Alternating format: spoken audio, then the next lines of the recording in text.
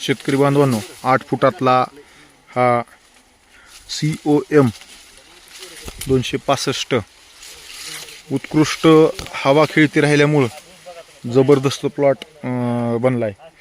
पण ह्याचं एक वैशिष्ट्य आहे ह्या व्हरायटीचं बरं का. रान खाली बघितलं की नुसतं गदळ दिसतंय. गदळ रान म्हणलं की समजून जायचं 265 खाली.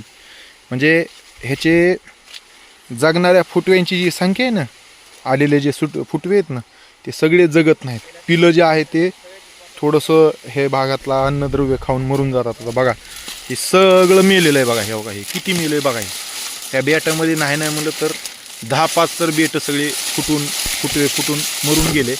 आणि एक लय झालं 4-5 जे आहे ते ह्या ठिकाणी. बरं तरी बी ही 2 डोळा टिपरी लावली आडवी, तरीसुद्धा त्याचं जे आहे ते हे कमी आहे. पण एक आहे जाडी जी काही आलेली आहे ह्याला, ह्या 8 फुटाच्या ह्याच्यामुळं हे मात्र जबरदस्त जाडी जी आहे ते भरलेली आहे. आता दुसरं एक महत्त्वाचं, आता हे 265 काय हे दाखवतो मी. 265 ओळखायचे जे काही ओळखून आहेत तर त्याला जे आहे ते अशा पद्धतीचा हा कान येतो. आणि अत्यंत महत्त्वाचा जो काही विषय आहे ह्या व्हरायटीमध्ये, आता मागच्या टेम्परेचरच्या ह्याच्यापासून, सततच्या टेम्परेचरच्या ह्याच्यापासून 13,007, 15,006 आणि ह्या 265ला हे बोरॉन डिफिशियन्सी सारखे हे इफेक्ट जे आहे ते ह्याच फक्त 2-3 व्हरायटीमध्ये जे आहे ते दिसत आहेत. तो एक. आता मला आणखीन एक महत्त्वाचा ह्याच्यातला विषय दाखवायचा आहे. तो म्हणजे आता सध्या सततच्या ढगाळ वातावरणामध्ये मोठ्या प्रमाणामध्ये ह्या व्हरायटीमध्ये जे आहे ते लेट प्लांटेशन असलेल्या काय व्हायलं आहे तर मेजर प्रॉब्लेम जो आहे तो आहे हा प्रॉब्लेम आहे. हा आहे पोक्का बोईंग. हा पोक्का बोईंगला बळी पडणारी ही जात आहे. आणि त्याच्यामुळं थोडेसे लक्ष द्या. हे सगळे पानं जे आहे ते हे सगळे निष्क्रिय झाले, वेटाळे मारल्यासारखे, हे एकमेकाला वेटाळे मारल्यासारखे झाले आणि हे सगळं नष्ट झालं. हे फ्युजारियम या बुरशीचा जो आहे तो प्रादुर्भाव आहे. आणि हे एकाच ठिकाणी नाही तर भरपूर बेट जे हो का हे पूर्ण नष्ट झालं. परत एकदा मी दाखवेन. हे सगळे पानं एकमेकाला गुंडाळीने हे सगळं नष्ट झालं.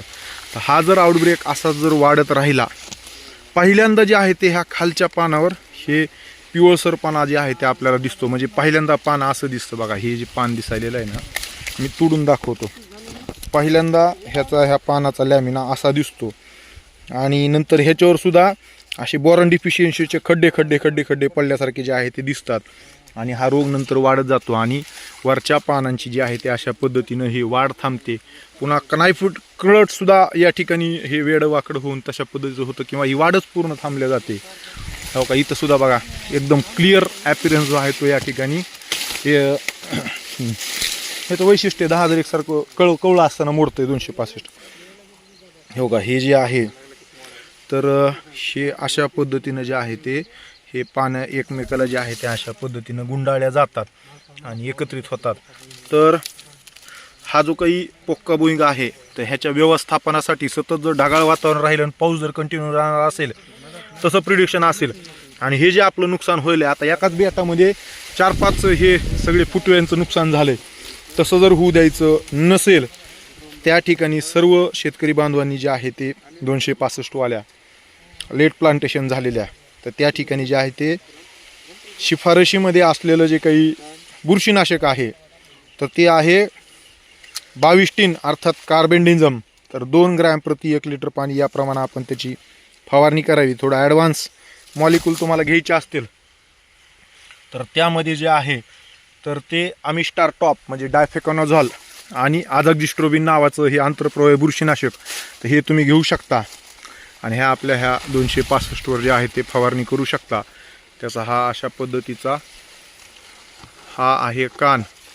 पुन्हा इथं किती घासलं तर सध्या तरी काटे नाही आहेत.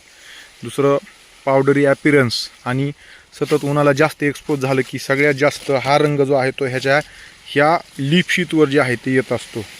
हे लीफशीत म्हणजे हे टोपण समजायचं आपल्या ह्याच्यावरचं कांडीवरचं हे टोपण.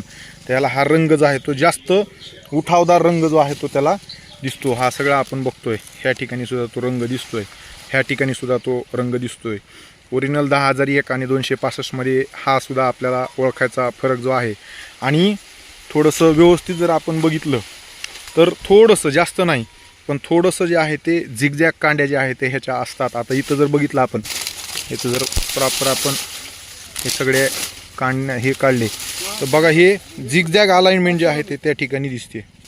तर आणखीन एक जे आहे ते ह्याची थोडीशी अशी जी आहे ते झिगझॅग अलाइनमेंट जे आहे ते ह्या ठिकाणी दिसते. हा आहे प्युअर 265. उन्हाला एक्सपोज झाला की ह्या ठिकाणी जे आहे ते ह्या अशा पद्धतीनं कांडे जे आहे ते हे डोळे जे आहे ते फुटायला चालू होतात. व्यवस्थित जर आपण बघितलं ह्या अशा पद्धतीचा हा 265.